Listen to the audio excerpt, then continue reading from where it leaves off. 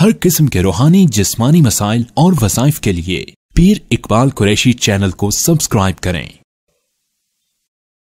نحمده ونصلي ونسلم على رسوله الكريم اما بعد فاعوذ باللہ من الشیطان الرجیم بسم اللہ الرحمن الرحیم۔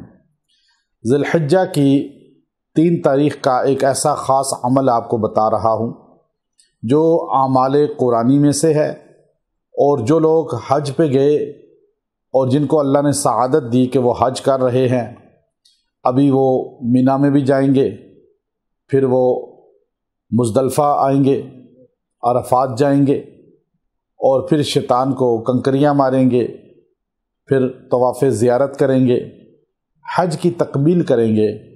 ہر جگہ حاجیوں کے ساتھ اللہ آپ کو نسبت عطا فرمائے گا۔ اللہ تبارک و تعالیٰ ان کے اعمال میں، ان کی دعاؤں میں آپ کو شامل کر لے گا، اور بڑا سبب یہ ہوگا اس عمل مجرب کی برکت سے آپ کو بھی اللہ حج کی سعادت جلد سے جلد عطا فرمائے گا، عمرہ کے لیے بھی قبول فرما لے گا، اور ان کی دعاؤں میں، نداؤں میں، صداؤں میں آپ شریک ہو جائیں گے، اور آپ کی نسبت ان کے ساتھ ہو جائے گی، حجاج کے ساتھ۔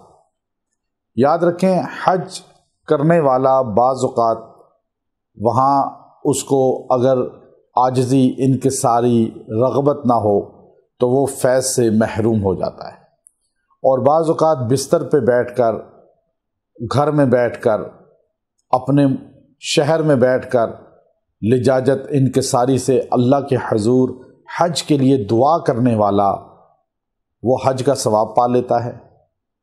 اللہ کے رسول صلی اللہ علیہ وسلم نے اشراق کے بعد 2 نفل اشراق کے اور پھر 2 نفل مزید حاجت کے پڑھ کر دعا کرنے والے کو حج عمرے کا اجر کا وعدہ فرمایا۔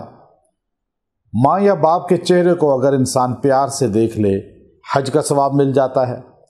لیکن یہ جو عمل آپ کو بتا رہا ہوں، آپ حجاج کرام کے ساتھ ان کے اعمال میں گویا کہ شریک ہو جائیں گے۔ اپنے اندر سے تکبر ختم کر دیں، غرور ختم کر دیں، میں ختم کر دیں، عاجزی لے آئیں، انکساری لے آئیں۔ عاجزی اللہ کو اتنی پسند ہے کہ جو انسان اپنے آپ کو اللہ کے لیے پست کر دیتا ہے، اللہ اسے بلند کر دیتے۔ حاجی اپنے آپ کو پست کرتا ہے، عاجزی لاتا ہے، پیسے والا ہے، نام منصب والا ہے، مرتبے والا ہے، لیکن جب وہ حج پہ جاتا ہے، احرام باندھتا ہے، کفن کی 2 چادریں، پھر کس طرح ننگے سر ہو جاتا ہے، پیروں میں چپل ہوتی ہے، اور کوئی شان والا لباس اس کا نہیں ہوتا، عطر نہیں لگا سکتا، پرفیوم نہیں لگا سکتا، اب وہ اسی طرح صدائیں لگاتا ہے، لبیک لبیک اللہم لبیک۔ تو عاجزی اللہ کو اتنی پسند ہے، اللہ اسے اتنا بلند کرتے ہیں، کہتے ہیں حج کیا گویا کہ آج ماں کے پیٹ سے پیدا ہوا، گناہ سارے معاف۔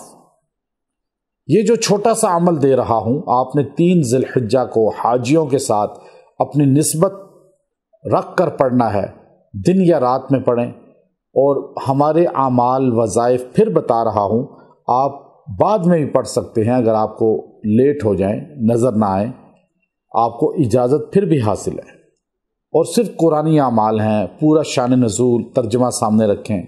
وَأَذِّن فِي النَّاسِ بِالْحَجِّ يَأْتُوكَ رِجَالًا، اللہ نے حج کا ذکر کیا جہاں سورہ حج، اس کی آیت کا آخری حصہ میں آپ کو بتا رہا ہوں، آپ نے 3 ذی الحجہ کو دن یا رات میں پڑھنا ہے، اور 100 بار پڑھ کے دعا کرنی ہے۔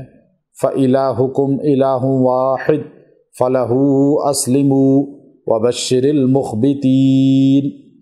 تمہارا الہ، ان کا الہ ایک ہے، پس سلامتی رکھو، سلامتی سے اس کی طرف جڑ جاؤ، اور ادھر ادھر دیکھنا چھوڑ دو، اور بشارت دے دو عاجزی والوں کو۔ میرے نبی بشارت دیں عاجزی والوں کو، جو عاجزی کے ساتھ حاجیوں سے نسبت قائم کرنا چاہتے ہیں، اللہ کے نیک لوگوں سے اپنی نسبت قائم کرنا چاہتے ہیں، گویا کہ عاجزی ہے نا ان کے اندر، تو بشارت اللہ نے دے دی آپ کو۔